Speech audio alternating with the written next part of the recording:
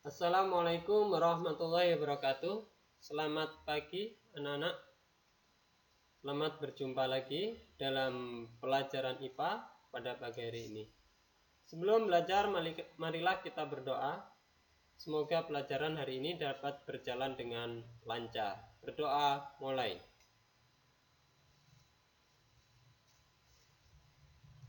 Berdoa selesai.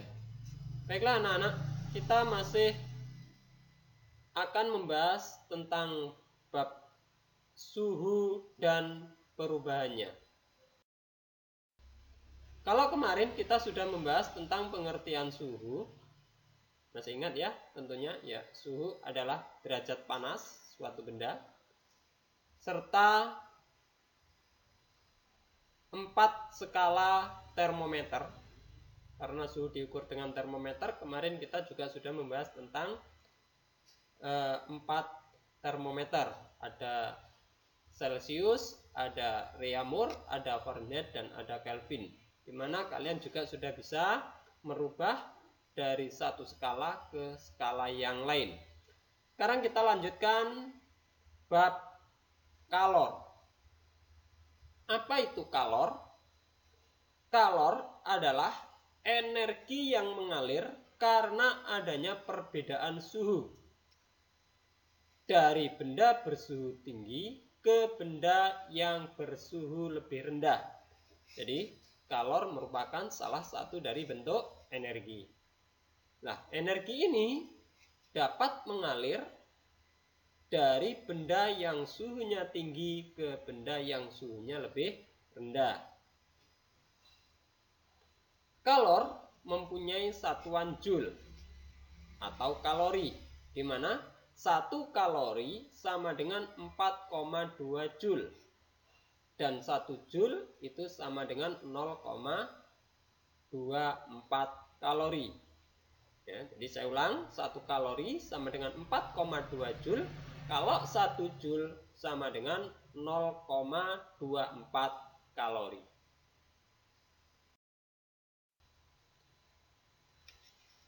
Apa fungsi kalor? Nah, kalor mempunyai hubungan dengan benda. Di mana? Yang pertama, hubungan kalor dengan suhu atau hubungan kalor dengan suhu benda adalah sebanding. Artinya bahwa jika suhunya semakin tinggi, maka kalornya juga semakin banyak. Dan sebaliknya, jika suhunya semakin rendah, maka kalornya akan semakin sedikit. Di sini maka hubungannya adalah sebanding. Yang kedua, hubungan kalor dengan massa benda juga sebanding. Artinya bahwa jika massa benda semakin banyak, maka kalor yang dibutuhkan juga semakin besar. Dan sebaliknya, jika massa benda semakin sedikit, maka kalor yang dibutuhkan juga semakin sedikit. Yang ketiga, hubungan kalor dengan jenis benda. Jadi setiap benda mempunyai kalor yang berbeda-beda untuk menaikkan suhunya. Ya, untuk menaikkan suhu, maka dibutuhkan kalor yang berbeda-beda dari jenis benda yang berbeda-beda. Contohnya, besi akan lebih cepat panas dibandingkan dengan kayu jika diberi kalor atau dibakar. Sehingga hubungan kalor dengan jenis benda juga sebanding. Jadi tergantung dari jenisnya benda tersebut atau disebut dengan kalor jenis benda. Sehingga dari ketiganya dapat dirumuskan hubungan antara kalor dengan suhu dengan massa dengan kalor jenis yang dirumuskan Q sama dengan M kalikan C kalikan delta T, di mana Q-nya adalah jumlah kalor yang dibutuhkan, M adalah massa benda, C adalah kalor jenis benda, dan delta T adalah perubahan suhu, di mana suhu akhir dikurangi suhu awal. Itu delta T, perubahan suhu. Yang ketiga, kalor dapat merubah wujud benda. Di SD, kalian telah mempelajari tentang perubahan wujud benda, di mana kalian mengenal ada 6 perubahan wujud.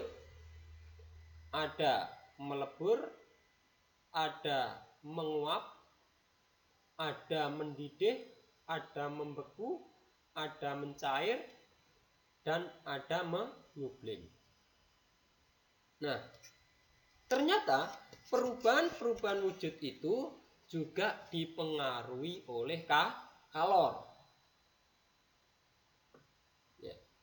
Pada saat melebur, maka kalor yang dibutuhkan dibagi banyaknya zat atau massa zat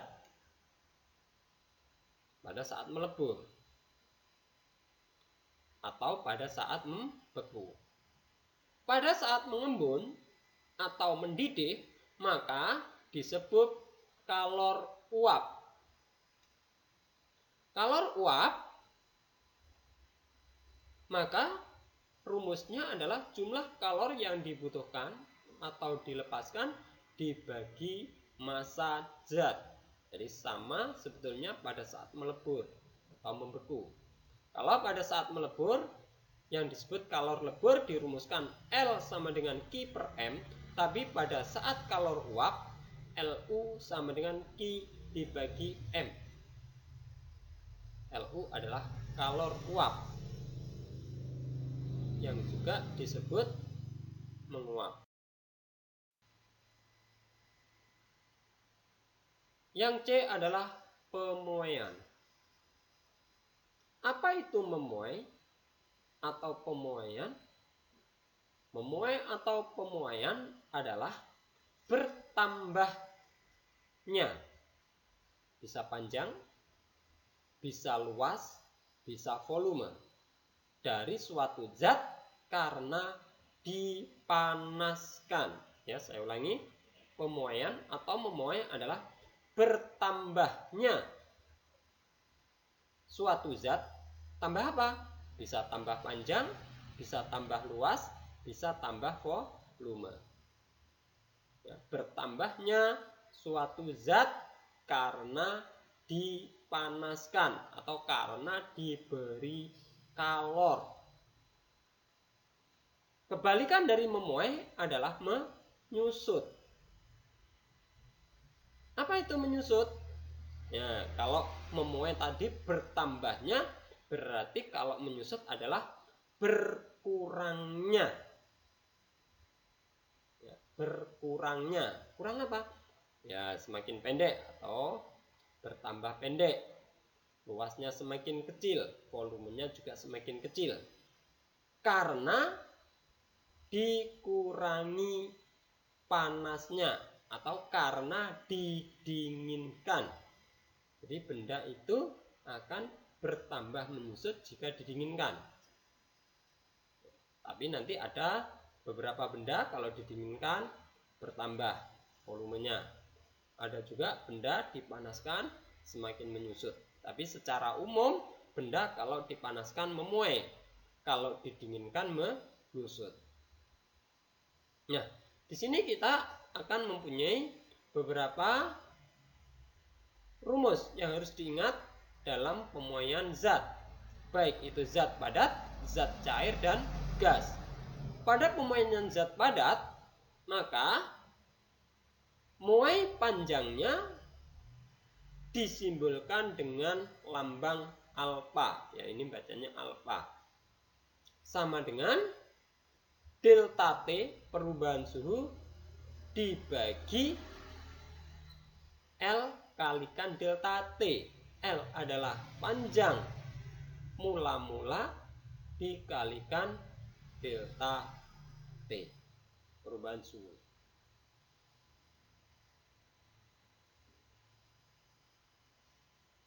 Kemudian untuk muai luas itu 2 kali alfa, sedangkan muai volume adalah 3 kali alfa. Ya. Ini yang harus kalian ingat. Yang kedua, pemuaian zat cair. Pada zat cair hanya mengalami pemuaian volume. Berarti gamma sama dengan 3 kali alfa. Ya, kemudian volume ini bacanya gamma sama dengan 3 kali alfa. Kalau muai luas, beta sama dengan 2 kali alfa. Begitu juga pada gas, juga hanya mengalami pemuaian volume. Jadi, pada zat cair dan gas hanya mengalami pemuaian volume.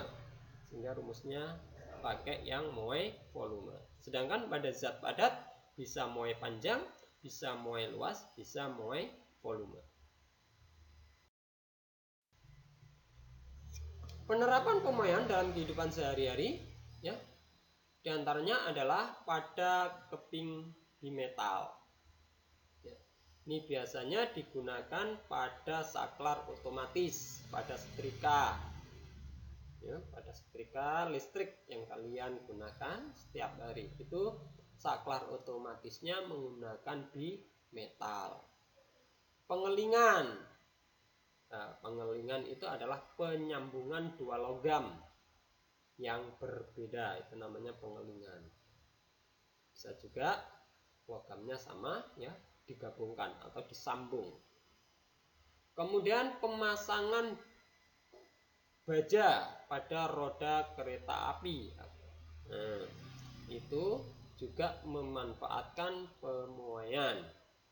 Begitu juga pemasangan rel kereta api dan pemasangan landasan pada jembatan yang menggunakan logam. Itu juga menggunakan atau menerapkan pemuaian. Jadi pemasangannya tidak langsung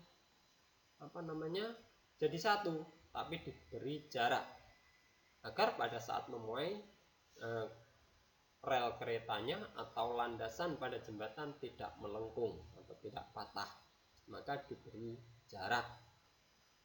Tergantung dari besi yang digunakan, logam yang digunakan, dia mengalami pemuaian berapa, koefisien muainya berapa, sehingga jaraknya harus diberi berapa sentimeter atau berapa milimeter. Ya, jadi seperti itu. Perpindahan kalor. Jadi kalau kita bicara panas, maka kita akan berbicara tentang perpindahan panas atau perpindahan kalor. Perpindahan kalor ini juga sudah kalian pelajari di SD, ya. Ada konduksi, ada konveksi, ada radiasi. Konduksi adalah perpindahan kalor melalui zat padat. Itu namanya konduksi. Jadi perpindahan kalor dari satu benda ke benda lain melalui zat padat. Konveksi adalah perpindahan kalor melalui zat alir. Ya, sekali lagi zat alir. Zat alir itu apa? Bisa air, bisa udara. Itu namanya konveksi. Sedangkan yang ketiga adalah radiasi.